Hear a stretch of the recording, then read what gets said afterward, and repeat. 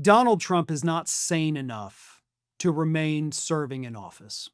And before everybody heads to the comments and says some smart-ass thing that they think is clever, like, tell us something we don't know, or like, duh, you think? You just now figuring that out? I've been saying it since he first came into office in January of 2017, okay? This is not new. I have not come to some epiphany here, finally realizing he's insane. I get it, but more importantly, you also get it. So let's keep the snarky comments aside because that's not useful right now. But what is useful, the reason I want to talk about this, even though I talk about it constantly, is because I want people to genuinely take a moment and actually think about how insane this man is. And what I mean by that is, obviously, we see the headlines, we see the posts he does on Truth Social, and it's easy to just say like, wow, this guy's crazy, and move on with your day.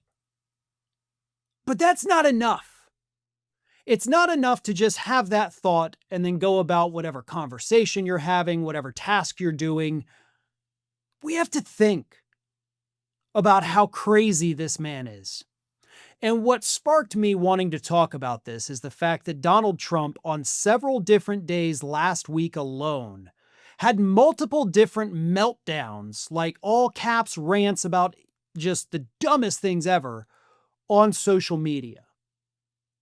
Okay, at one point, he's ranting about how NATO is a worthless piece of crap organization in response to the Danish Prime Minister reminding everybody, listen, we've got Greenland, we're in NATO, NATO's going to have our backs if somebody tries to do something to Greenland.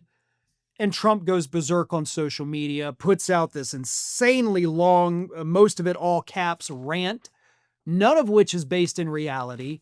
And I'm not even going to bother reading it. You want to read it? Check the link in the description. I got it there.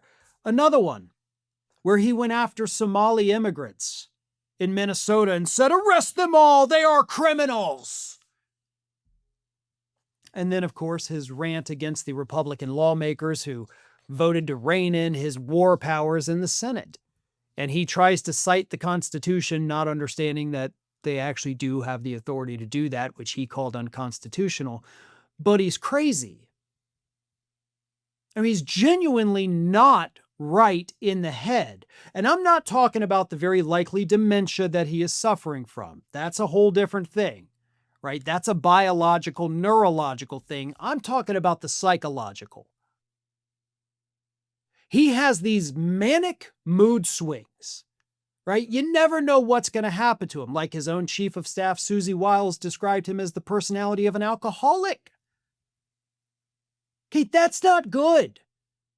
In fact, it's probably one of the worst traits you could have as the leader of a country, because you never know which Donald Trump you're going to get. I mean, I really do think he has a severe personality disorder with the way he is. You might get happy dancing Trump who's making jokes and not being an a-hole, or you might get angry Trump that's swearing and cursing up on stage, calling everybody an enemy of the people. You don't know, because he's so manic. And again, that's a disorder. He can't tell fantasy from reality. He creates these fake scenarios in his brain, which also mental disorder, and he believes they're real. That's the part of it that's the disorder, because he believes these fantasies. And then when you present him with reality, with facts, with statistics, he tells you, no, those are fake. This fantasy world I've created, this is what's real. This is where I live. No. That is a symptom of severe psychological problems. The constant meltdowns. All of this, the rambling incoherently and going down all these different trails. Maybe it's dementia. I'm sure that plays a role in it, but it's also the psychological part. This man's brain does not work, not just because of age, not just because of an underlying neurological condition, but because of the psychological problems that he has. And that is what we do need to focus on. That is what we need to actually sit and think and digest. Because you can't just say, oh, this guy's insane, and move on with your day. You have to understand that all of the symptoms are there. There is something deeply psychologically wrong with him that any other person in this country, if you exhibited the symptoms that Donald Trump does while you were at work, you'd have been fired. Honestly, you'd probably would have been put in a hospital if you behaved the way at your job as Trump does at his. You would be removed. And it's time for the 25th Amendment to be used to remove Trump. Not that it'll happen. It requires J.D. Vance and the cabinet to do it.